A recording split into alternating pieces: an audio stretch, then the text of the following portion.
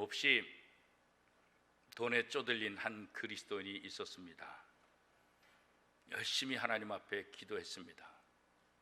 그리고 월급을 받아서 월급의 반을 복권을 샀습니다.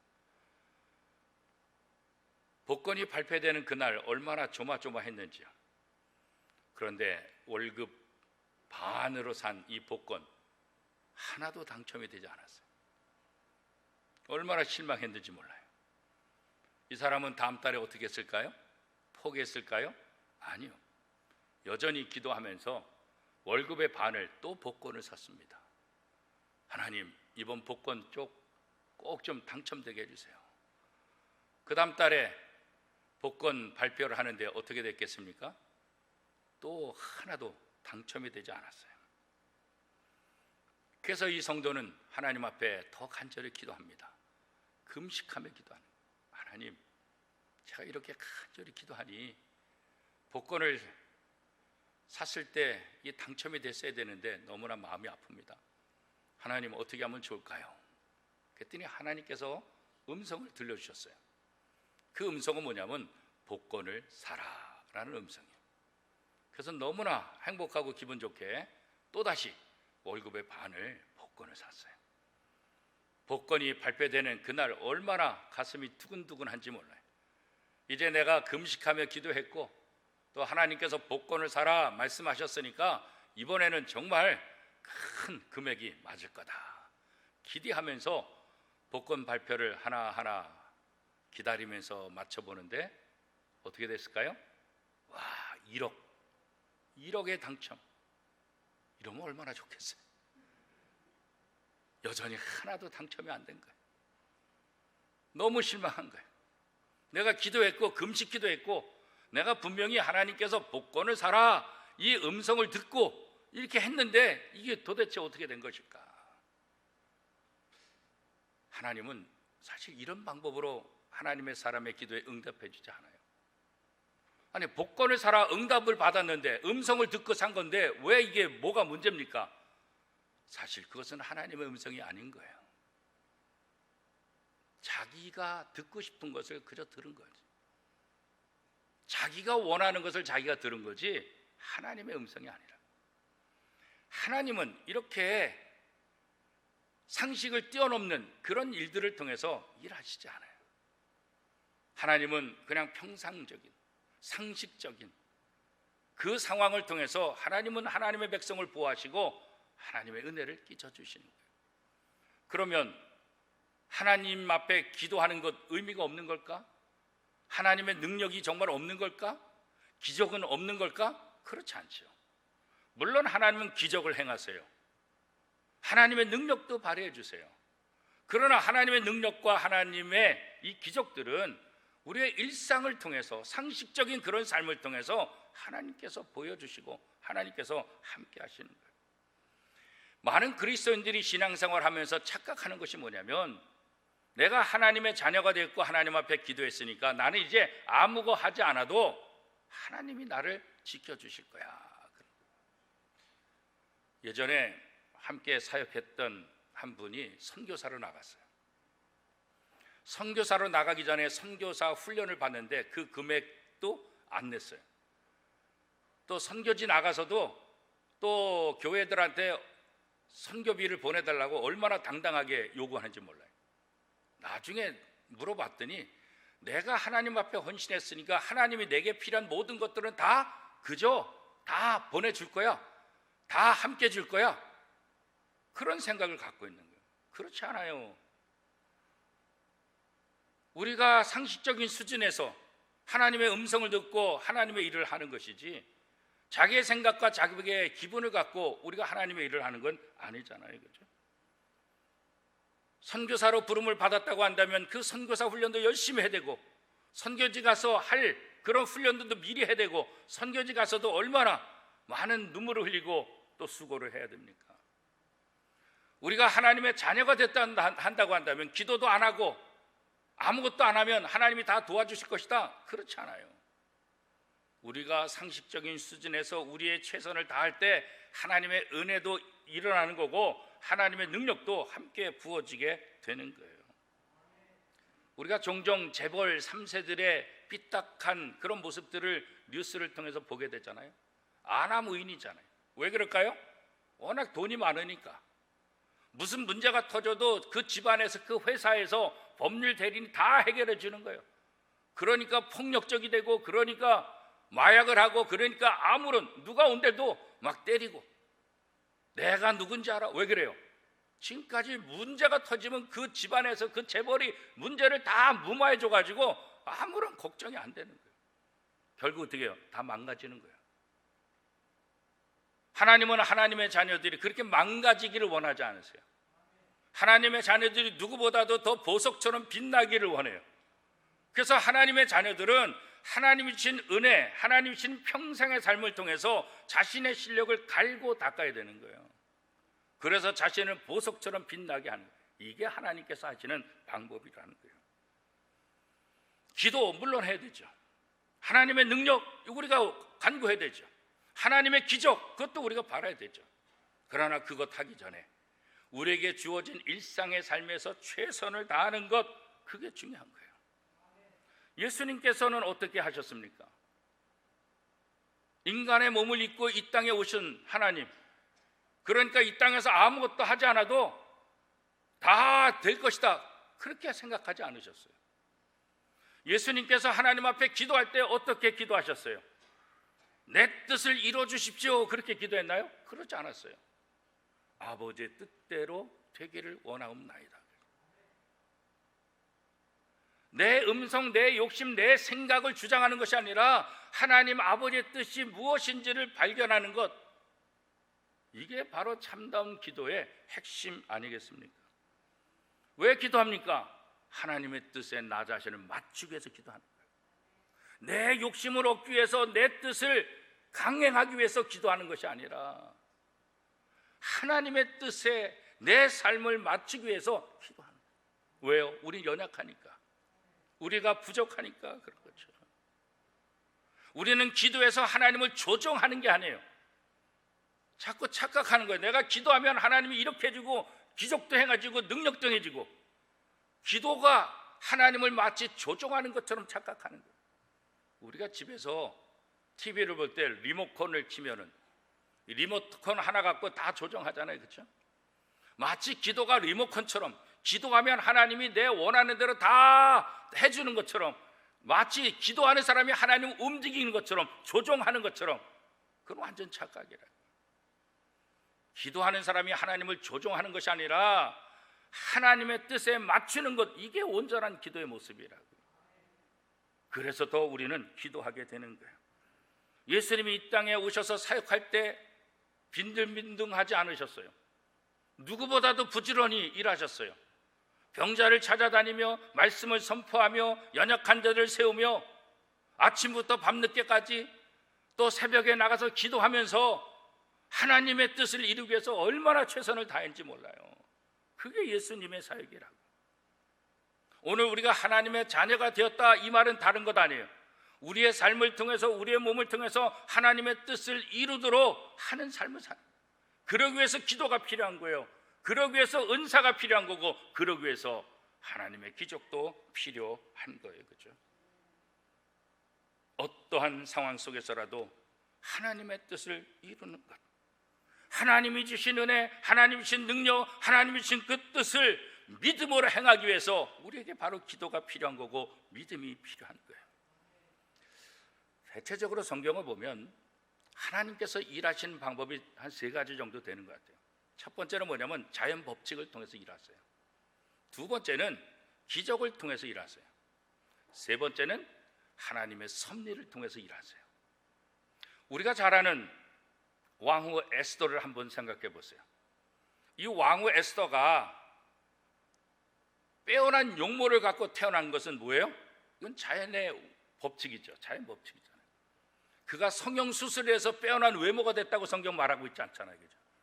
그냥 받은 거예요. 자연의 순리, 자연의 법칙에 의해서 그렇게 빼어난 외모를 받은 거죠.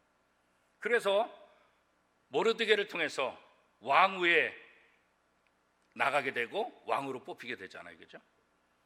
그런데 이 나라 법은 어떤 법이냐면, 왕이 왕후를 부르기 전에 나가면은 죽는 법이 있어요. 죽는. 그런데 에스더가 이 법을 어기고 왕이 부르지도 않았는데 왕 앞에 나가잖아요. 그것도 요즘 말로 화장도 하지 않고. 그럼 어떻게 돼요? 법대로 하면 당연히 죽어야 돼요. 그런데 에스더가 왕 앞에 나갔을 때 죽었어요? 죽지 않았어요. 이게 기적이죠. 이게 하나님의 기적 아니겠어요? 죽어야 되는데 죽지 않는 그 기적. 그리고 하나님은 유다인의 운명을 누구에게 맡기셨어요? 에스더에게 맡겼어요. 모르드게가 너가 왕후가 된 것은 바로 이때를 위함 아니냐. 유다인의 운명을 에스더에게 맡긴 것은 뭐예요? 하나님의 섭리죠. 이 에스더의 모든 삶을 통해서, 자연 법칙을 통해서, 또 기적을 통해서, 또 하나님의 섭리를 통해서 어떻게 하나님께서 이스라엘 백성을 돌보시게 되는지, 바로 에스더서를 읽으면 이런 모습을 우리가 한꺼번에 다 이해할 수 있지 않겠습니까? 그렇기 때문에 오늘 하나님의 자녀로 태어난, 또 하나님의 자녀가 된 오늘 우리에게 있어서 중요한 건 뭐냐? 우리의 일상이 중요한 거예요. 우리의 자연 법칙, 하나님은 자연 법칙에 순응하도록 우리가 그런 삶을 살기를 원하고 계세요. 이 자연 법칙을 통해서 하나님의 자녀의 권세, 이것을 가지고 이 세상에서 멋진 삶을 살기를 원하시는 거예요. 그래서 우리는 예수님처럼 이 땅에서 부지런해야 돼요. 내 실력을 갈고 닦아야 돼요. 내게 주신 은사, 내게 주신 능력들을 잘 활용을 해야 하는 거예요. 그러기 위해서 뭐가 필요하다고요? 기도가 필요한 거예요. 그러기 위해서 뭐가 필요하다고요? 하나님의 섭리를 믿는 믿음이 필요한 거예요.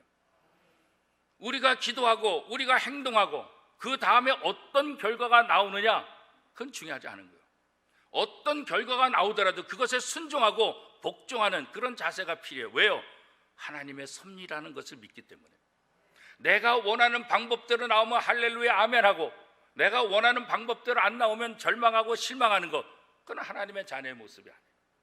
결과가 어떠하든지 거기에는 하나님의 섭리가 있다는 것을 인정하는 것, 이게 바로 신자의 모습이에요. 안 좋은 상황으로 내몰린다 할지라도, 고난의 길로 내가 내몰린다 할지라도 그 속에서 여기서 하나님의 섭리를 깨닫게 해주세요.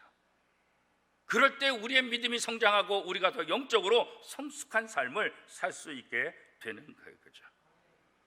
낙심하고 절망한다고 한다면 우리는 영적으로 더 클 수가 없어요.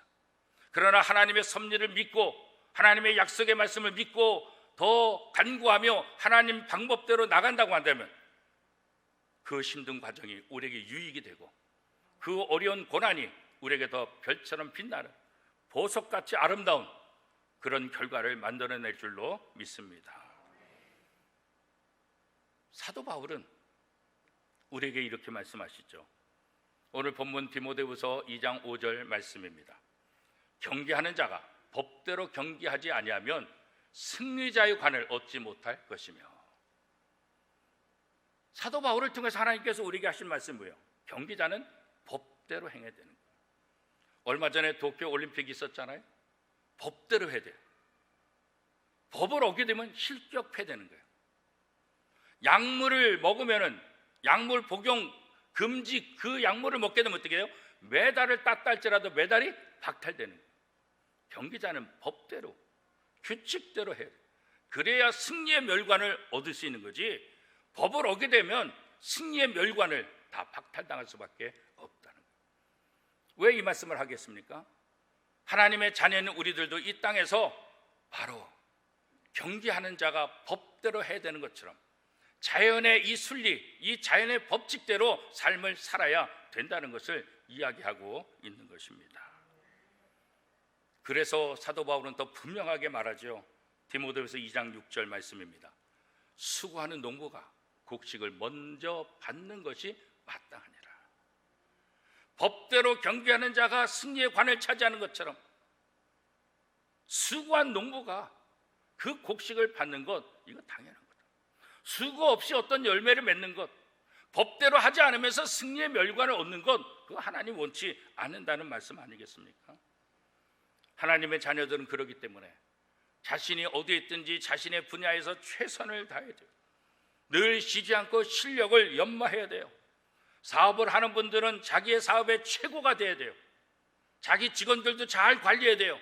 그 직원들의 비리 때문에 회사가 잘못되지 않도록 그것도 사장의 역할이에요.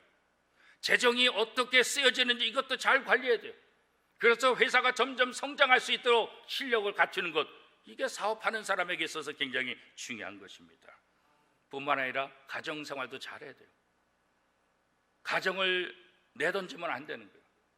더 나가서 신앙생활도 잘해야 돼요. 내가 사업에 바쁘니까 가정을 등한시하고 신앙을 등한시하면 안 되는 거예요. 사업을 잘하기 때문에 가정도 더 잘 돌봐야 되고 신앙생활 더 잘해야 돼요. 사업이 더 달잘되면 신앙생활 더 잘해야 돼요. 신앙생활 제대로 하지 않으면 사업도 제대로 될 수 없어요.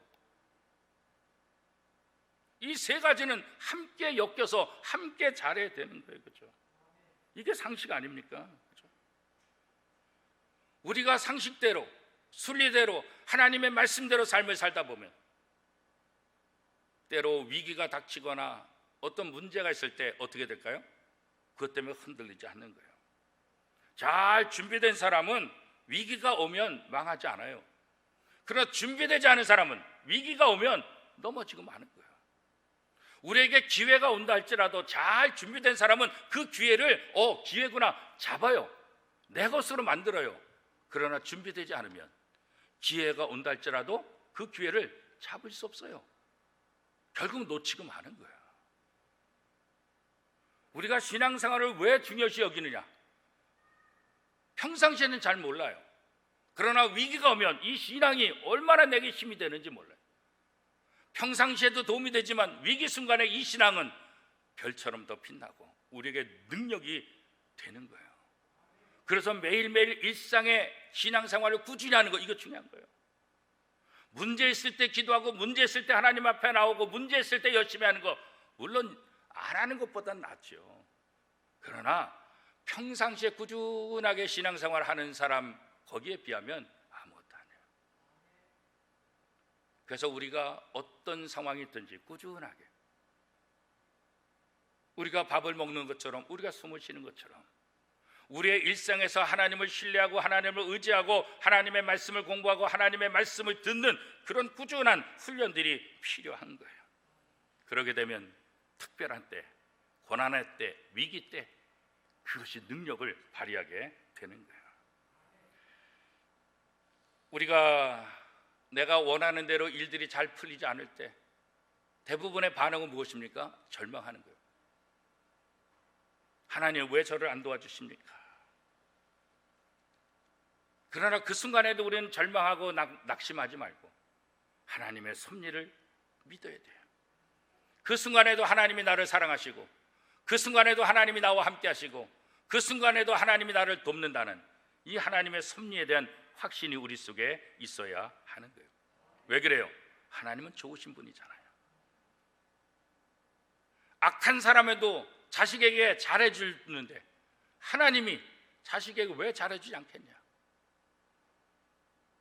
이 사실을 우리가 믿어야 되는 거예요. 하나님은 언제나 하나님의 자녀를 일으켜 세워주신다. 내가 인내하고 내가 하나님의 말씀을 붙잡고 살다 보면 하나님께서 반드시 나를 통해서 하나님의 위대한 일을 하신다. 요셉 정말 착한 사람 아닙니까? 아버지의 사랑을 너무나 많이 받은 이 요셉, 누구보다도 신앙생활을 열심히 했던 이 요셉. 그런데 하나님의 섭리는 그런 요셉을, 그렇게 아버지의 사랑을 가장 특별하게 받았던 이 요셉을 어떻게 해요? 형들에 의해서 노예로 팔려가게 되잖아요. 집안에서 아버지의 사랑을 그렇게 많이 받았던 요셉이 노예로 팔려가서 노예 생활을 한다는 것, 이게 힘들죠. 노예는 아무나 하나요, 그죠? 사랑만 받았던 아들이 어떻게 노예 생활을 하겠어요? 절망할 수밖에 없잖아요. 그래도 요셉은 노예 생활을 열심히 했어요. 노예들 가운데 뛰어난 노예가 됐어요. 주인의 마음에 합당했어요. 주인의 마음에 얼마나 합당했는지 이 노예를 가정의 총으로 삼았어요. 주인의 생각을 가지고 이 모든 집을 다스리라고 말씀했어요. 얼마나 은혜예요. 그런데 하나님의 섭리는 그렇게 주인에게 인정받던 요셉을 이제는 어떻게 해요? 감옥으로 던져버리셨어요. 보디발의 아내의 그 유혹을 떨쳤는데 오히려 그것 때문에 감옥에 던져졌어요. 억울해요. 죄수가 됐어요. 얼마나 억울합니까? 그런데 요셉은 감옥에 가서도 죄수로서 자기가 할 일을 최선을 다하는 거예요. 죄수로 있으면서 간수장에게 인정을 받아요. 죄수로 있으면서 간수장이 해야 될 모든 일을 다 해요. 죄수로 있으면서 오히려 이 죄수를 지키는 이 간수장들에게 감동을 주는 거예요. 그리고 이 요셉의 실력이 꿈을 해몽하는 것을 통해서 드러나서 감옥에 있는 모든 사람들이 요셉을 신뢰해요. 이렇게 하나님의 섭리 가운데 노예로 팔려가고 감옥의 죄인으로 던져졌던 요셉, 그럼에도 불구하고 그 상황을 원망하거나 불평하지 않고 그 상황 속에서 최선을 다하는 그 요셉을 하나님은 드디어 기적을 만들어 주시죠. 그 기적이 무엇입니까? 대애굽의 국무총리가 되는 거잖아요. 노예에다 죄로 인해서 감옥에 갇혀있는 죄인, 그런데 그가 대애굽의 국무총리가 되는, 이거 기적 아니겠어요? 이것보다 더 놀라운 기적이 어디 있겠어요? 그렇죠? 애굽을 살리고 자기의 가족을 살리고 이스라엘 살리고 모든 사람을 살리게 되잖아요. 오늘 우리가 하나님의 자녀라고 한다면 이런 잠재력이 우리 속에 있다는 것을 믿어야 되지 않겠어요?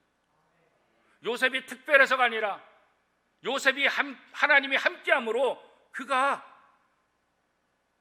성공한 사람이 될 수 있고 그가 위대한 사람이 될 수 있었다고 성경은 말하고 있지 않습니까?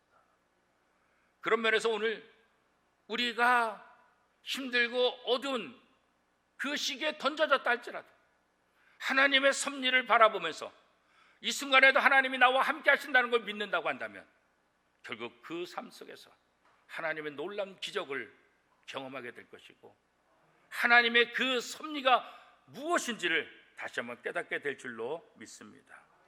그래서 우리는 내가 원하지 않는 그 상황에 있다 할지라도 하나님의 섭리를 통해서 오히려 찬양하고 오히려 감사하는 마음을 마치 요셉처럼, 그렇잖아요.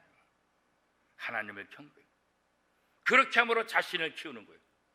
요셉이 노예 생활하면서 자신을 키워나가는 것처럼, 감옥 생활하면서도 자신을 키워나가는 것처럼 자신의 믿음을 키울 때 하나님께서 그 믿음에 걸맞는 은혜를 베풀어 주실 줄로 믿습니다.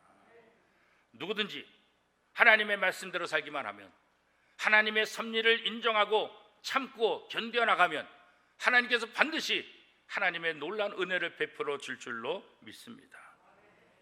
물론 기적이 먼저 일어날 수도 있죠. 하나님께서 기드온을 부르셨을 때 기드온이 머뭇머뭇하잖아요. 그때 하나님께서 시험을 통해서 기적을 베풀어 주잖아요.